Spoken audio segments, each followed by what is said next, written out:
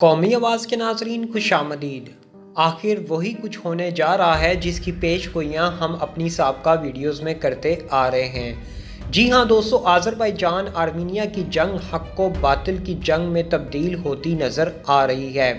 آذربائیجان کی فتوحات کا سلسلہ صہیونی طاقتوں کو ہضم نہیں ہو رہا، کیونکہ اس جنگ میں ترکی مضبوط ہو رہا ہے۔ اس لیے روسی صدر پیوٹن نے ترکی کے خلاف نیا محاذ کھولنے کا ایسا اعلان کر دیا جس کے بعد عالم اسلام میں کھلبلی مچ گئی ہے۔ پیوٹن ترکی کے خلاف کون سا خطرناک کام کرنے جا رہا ہے؟ دنیا کی بڑی دفاعی طاقت روس نے کیا امریکہ کے ساتھ ہاتھ ملا لیا ہے؟ کیا ایک دفعہ پھر کفار اور اسلام کی جنگ چھڑنے لگی ہے؟ کیا سلطنت عثمانیہ کا دور واپس شروع ہونے لگا ہے؟ آذری صدر نے کون سا ایسا دھماکے دار اعلان کر دیا جس کے بعد عالمی طاقتوں کی نیندیں حرام ہو چکی ہیں؟ دوستو، ویڈیو میں آگے بڑھنے سے قبل اگر آپ نے قومی آواز کو ابھی تک سبسکرائب نہیں کیا تو اسے سبسکرائب اور بیل آئیکن پر کلک ضرور کریں، کیونکہ یہ میری اور آپ کی نہیں بلکہ پوری قوم کی آواز ہے۔ دوستو، آرمینیا آذربائیجان کے مابین جنگ میں مزید شدت آ گئی ہے۔ یورپی خبررساں اداروں کے مطابق دو ممالک کی معمولی جنگ میں روس اور ترکی جیسی طاقتیں بھی آمنے سامنے آ چکی ہیں، جس کے بعد ناگورنو قراباخ سے متعلق کی گئی تمام پیش گوئیاں سچ ثابت ہونے لگیں۔ اطلاعات کے مطابق ناگورنو قراباخ اور اس کے گرد و نواح میں آرمینیا آذربائیجان کی حالیہ جھڑپوں میں خطرناک ترک اور روسی اسلحہ استعمال کیے جانے کا انکشاف کیا جا رہا ہے۔ ترکی اور روس اب تک خفیہ طور پر کتنا اسلحہ آرمینیا اور آذربائیجان کو دے چکے ہیں؟ کیا روس آرمینیا کی سلامتی کی خاطر ترکی پر حملہ کر دے گا؟ کیا روس اور امریکہ ترکی کے خلاف نیا گٹھ جوڑ کر چکے ہیں؟ تازہ ترین صورتحال سے آگاہ کرنے سے پہلے آپ کو بتاتے چلیں کہ ایک وقت تک غیر جانبداری کا مظاہرہ کرنے والا روس بھی اب کھل کر میدان میں آ چکا ہے۔ روس اور ترکی نے ناگورنو قراباخ میں ایک دوسرے کے خلاف خطرناک ڈرون طیارے میدان میں اتار دیے ہیں، جس کے بعد جنگ میں مزید شدت آ چکی ہے۔ روس نے آذربائیجان کی بڑھتی ہوئی فتوحات کو دیکھتے ہوئے آرمینیا کی مدد کے لیے روسی ساختہ لائٹ ڈرون میدان میں اتار دیے ہیں، جس کے بعد یہ جنگ دو بڑے ممالک ترکی اور روس کو بھی اپنی لپیٹ میں لے چکی ہے۔ تازہ ترین اطلاعات کے مطابق آذربائیجان کے صدر الہام علیوف نے اپنی فتوحات میں ایک اور زبردست کامیابی کو شامل کرتے ہوئے اعلان کیا کہ آذربائیجان کی فوج نے بڑی کارروائی کرتے ہوئے ناگورنو قراباخ میں 40 کے قریب دیہات پر کنٹرول حاصل کر لیا ہے۔ انہوں نے ترکی کے NTV کو انٹرویو دیتے ہوئے کہا کہ آذربائیجان اور ترکی مشترکہ طور پر اپنا مشن جاری رکھے ہوئے ہیں۔ صدر الہام علیوف نے کہا کہ آج مجھے یہ بتاتے ہوئے فخر ہو رہا ہے کہ آذری فوج نے اللہ کی مدد سے تقریباً 40 سے زائد بستیوں، شہروں اور دیہاتوں کو آزاد کرا لیا ہے اور جلد ہی مزید اچھی خبریں آنے والی ہیں۔ علیوف نے کہا کہ آذری فوج کا مقصد سب سے اہم اسٹریٹجک چوکیوں اور مقامات کو قبضے میں لینا تھا، جس کے بعد کسی بھی وسیع تر علاقے کو کنٹرول کرنا بآسانی ممکن ہوگا۔ انہوں نے مزید کہا کہ اللہ کی مدد سے جنوبی اور مشرقی دونوں سمتوں پر تمام تر اسٹریٹجک پوائنٹس ہمارے زیر کنٹرول ہیں۔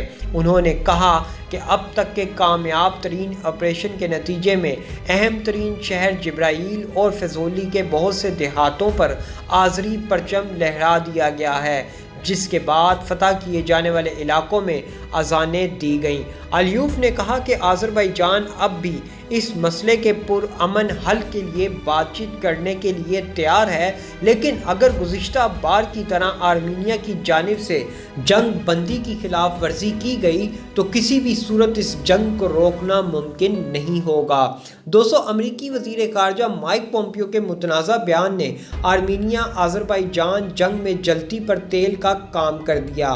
فرانس کے مقامی میڈیا نے اس بیان کو رپورٹ کرتے ہوئے کہا کہ ناگورنو قراباخ میں جاری جنگ پر امریکی سیکرٹری اسٹیٹ نے بیان جاری کیا، جس میں انہوں نے آرمینیا کو آذربائیجان کے خلاف اپنا دفاع مضبوط کرنے کی تاکید کرتے ہوئے بھرپور جوابی کارروائی کا حکم دے دیا۔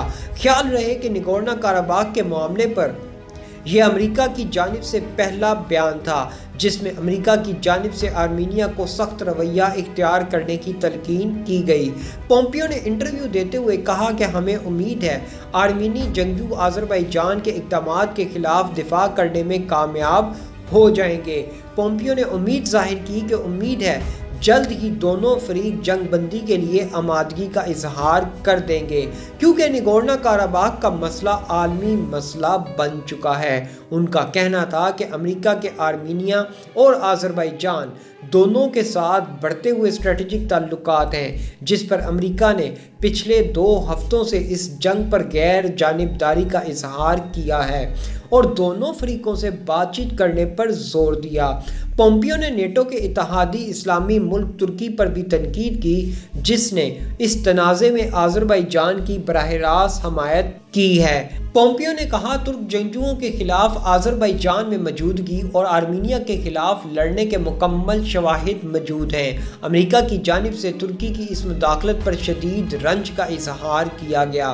امریکہ، روس اور فرانس کے ساتھ نگورنو قرباخ تنازع کے بعد بنائے گئے منسق گروپ کا سربراہ بھی ہے۔ آرمینیا اور آذربائیجان کے وزرائے خارجہ نے ہفتے کے اختتام پر ایک انسان دوست جنگ بندی پر اتفاق کیا تھا لیکن دونوں فریقوں نے دوسرے ہی روز ایک دوسرے پر اس معاہدے کی خلاف ورزی کا الزام عائد کرتے ہوئے دوبارہ جنگ کا آغاز کر دیا تھا۔ روس کے وزیر خارجہ نے ایک مقامی ریڈیو اسٹیشن کو انٹرویو دیتے ہوئے کہا کہ روس نے ترکی کو کبھی بھی اسٹریٹجک اتحادی نہیں سمجھا۔ انہوں نے کہا کہ ہم نے ترکی کو کبھی بھی اپنا اسٹریٹجک اتحادی نہ سمجھا اور نہ کبھی اس کا باضابطہ اعلان کیا ہے۔ ترکی روس کا ایک قریبی شراکت دار ہے اور اس کی شراکت داری متعدد شعبوں میں ہے۔ آرمینی آذری فوج اور شامی جہادیوں کے مابین نگورنو قرباخ میں دوبارہ دشمنی کے آغاز کے بعد روس، آرمینیا اور آذربائیجان کے وزرائے خارجہ کے درمیان 10 اکتوبر کو ماسکو میں ایک معاہدہ طے پایا تھا۔ تاہم معاہدہ طے پائے جانے کے چند منٹ بعد ہی آرمینیا نے دوبارہ لڑائی کا آغاز کر دیا تھا۔ روسی وزیر خارجہ نے کہا کہ روس نگورنو قرباخ میں جاری تنازع پر ترکی کی مداخلت سے متفق نہیں ہے۔ روسی وزیر خارجہ نے انٹرویو میں مزید کہا ہم ترکی کے موقف سے اتفاق نہیں کرتے جس کا اظہار آذربائیجان کے صدر الہام علیوف نے متعدد بار کیا ہے۔ انہوں نے مزید کہا کہ ترکی آذربائیجان اور اس کی اراضی پر قبضہ کرنے کی جدوجہد کر رہا ہے جن کو آرمینیا مقبوضہ علاقہ کہتا ہے۔ عیسائی اور مسلم ممالک کے مابین جاری اس لڑائی میں آذربائیجان کو ترکی کی حمایت حاصل ہے اور آرمینیا کا روس کے ساتھ جنگی معاہدہ ہے۔ خیال رہے کہ دونوں ممالک کے مابین ماسکو میں جنگ بندی کا معاہدہ کیا گیا تھا لیکن بدقسمتی سے آرمینیا یہ معاہدہ کچھ منٹ بھی برقرار نہ رکھ سکا۔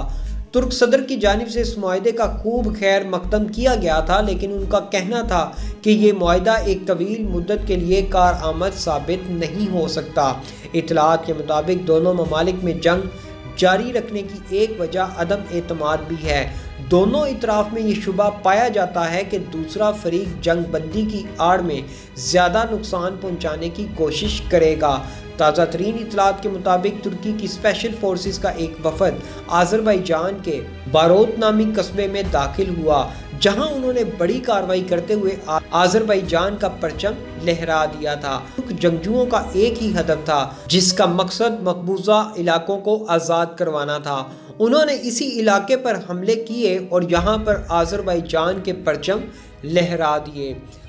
آذری صدر الہام علیوف نے کہا کہ آرمینیا کے ساتھ ممکنہ مذاکرات میں ترکی کو بھی شامل کیا جائے۔ آذری صدر نے یونان کی جانب سے دیے گئے بیانات کو رد کرتے ہوئے اس کو لڑائی سے دور رہنے کا الٹیمیٹم دے دیا۔ انہوں نے مذاکرات پر بات کرتے ہوئے کہا کہ حالیہ بالائی قرباخ کے مسئلے پر مذاکرات کب شروع ہوں گے معلوم نہیں لیکن جب بھی ہوئے ان میں ترکی کو بھی شامل کیا جانا بہت ضروری ہے۔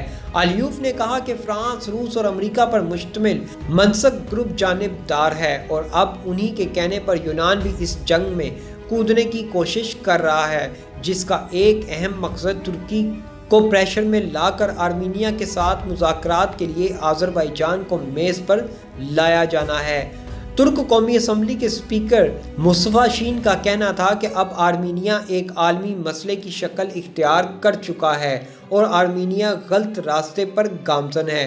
انہوں نے اپنی ٹویٹ میں لکھا کہ ماسکو کے فائر بندی معاہدے کے باوجود آرمینیا سول اہداف کو نشانہ بنانے کے عمل کو جاری رکھے ہوئے ہے۔